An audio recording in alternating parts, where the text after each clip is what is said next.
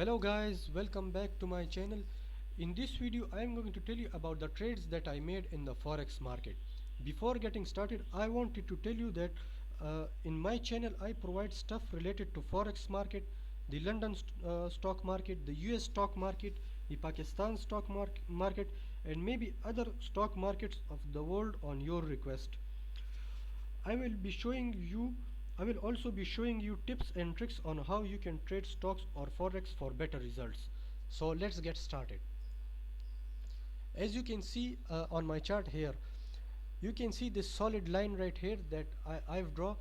As the prices came down, it closed below this line here and acts as a resistance level for the prices of this area. As it acts as a because it acts as a resistance level,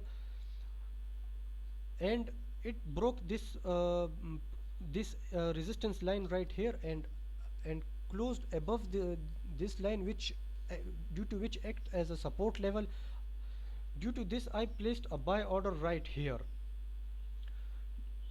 As I placed the buy order right here, because of this support level, I thought that the market would go up, but unfortunately it came down against me.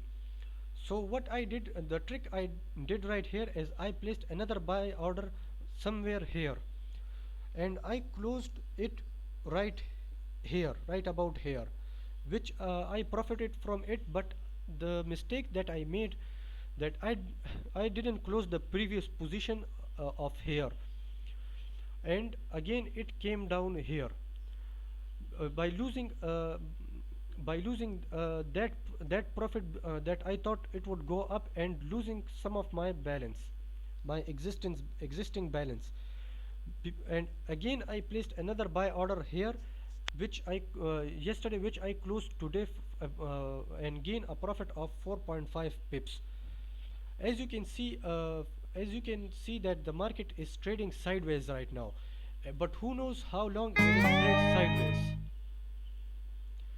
But who knows how long the market will trade sideways.